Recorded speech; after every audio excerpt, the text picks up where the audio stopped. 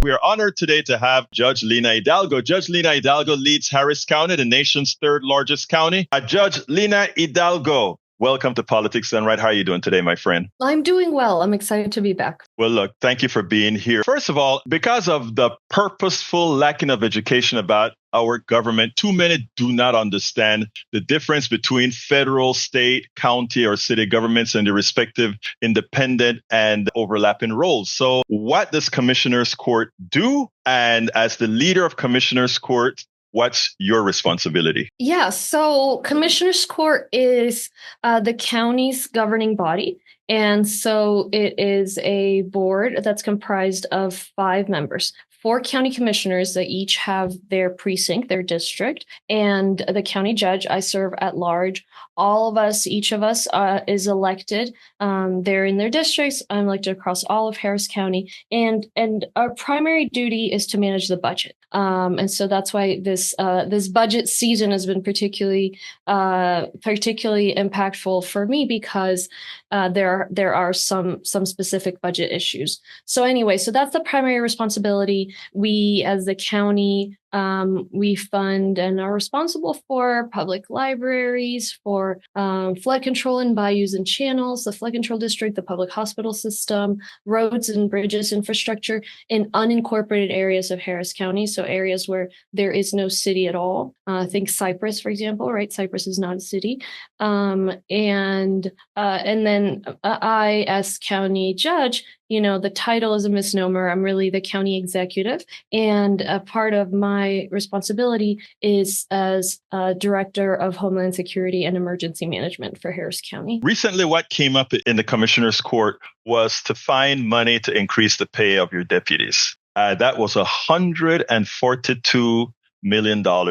Of course, there's already a deficit of $130 million, and you voted what I think is a justifiable vote against it. Tell me where you're going to get the money with ensuring you're not going to affect necessary programs. Show me where you're going to get the money. Otherwise, it's fiscally responsible to vote for a $142 million raise. Explain to me, how can one try to appropriate that which isn't there? Right. And that's the point, is our deputies deserve a raise and need a raise. For one, we want to recruit and retain the best people for the safety of the community, for their safety. And also, we want to make sure that we're not training deputies and then let them go because they learn here the best practices and then go work somewhere else that pays more, be it a city within Harris County, a neighboring county, you name it. And so, so we know we need to give them a raise.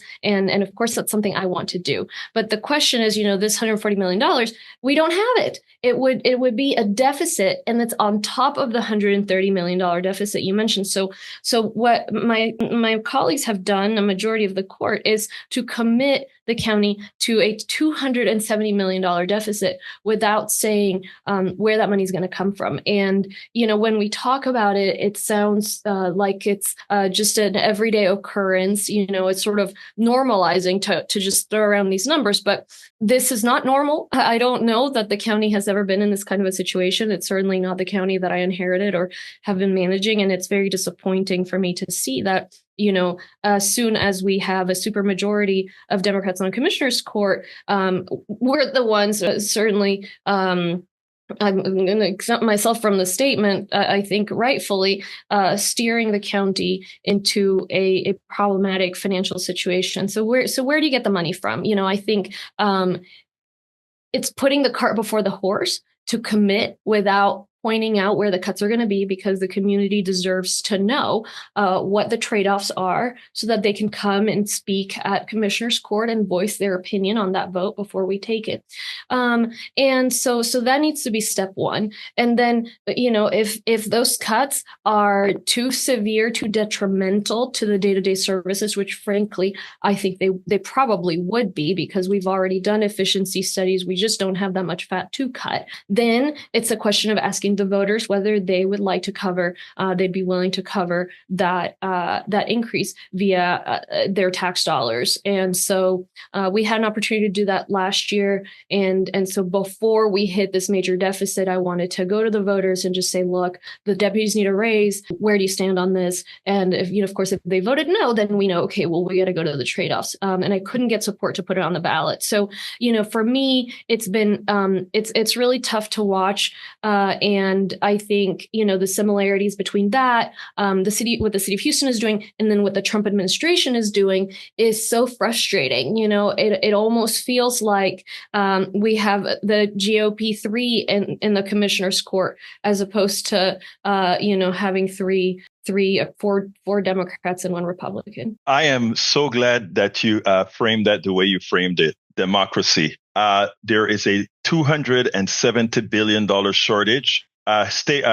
County, what do you want to do about it? We've gone through efficiency studies. You can't get blood out of water. Therefore, you have to decide. And by the way, one other thing that I want to stress here, deputies, our police are very important, but so are the people who clean your office, Judge. So are the people who keep the parks open. So everybody is deserving of a raise. And for us to cut everybody else in order to pay one particular segment of your employees, if you will, I think is patently unfair. And as you've mentioned, it's something that would be expected of other parties. So when I saw Garcia and Briones vote in favor of fiscal irresponsibility, it's one of the reasons I also contacted you, for many other reasons, of course, but one of the other reasons that I contacted you. So I think it is important that this message goes out there. The truth of the matter is, in this county and in this country,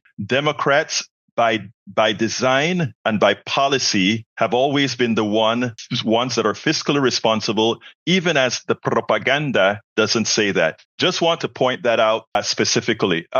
So therefore, before we move on to another subject, what then do you hope to do to change, to find a way to pay for this? Because I tell you what, for the other things that would have to be cut, it's a no-go. Right. What are you going to do? Let me just tell you, the kinds of things that would be on the chopping block is it would be the libraries. It would be the public health department. It would be the animal shelter. We have very limited statutory responsibilities for the animal shelter. For example, it's enforcing animal cruelty laws.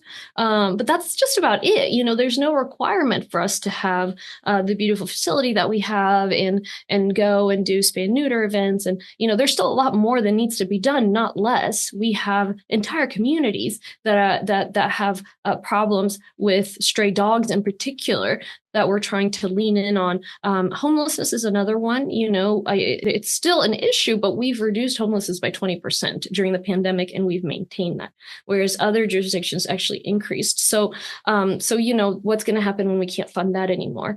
And people point to the city. The mayor is saving all this money, and he's not raising taxes. And I would point people to the document that Controller Chris Hollins released recently, and it's really sort of calling the question the way I'm doing of, okay, it sounds really nice what you're saying. Let's give raises, of course. But how are you going to pay for it? And don't just wave your hand and not answer. And, what we're seeing on the part of the city, very similar, is, the only way for them to be able to make those commitments, those funding commitments, is going to be to raise the water bill, is going to be to raise property taxes, is going to be to keep kicking the can down the road in terms of their pension commitments. So that just puts the city in a worse and worse financial situation.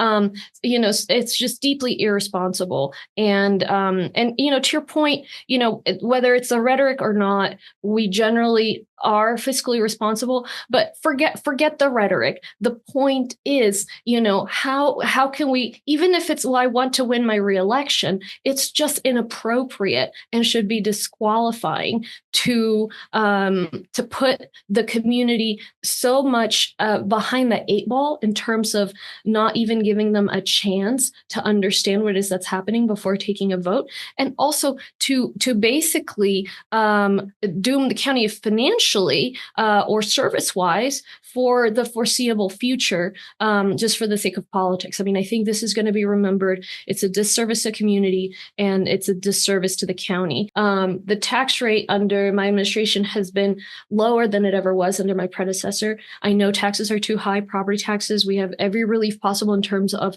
homestead exemptions, over 65 exemptions.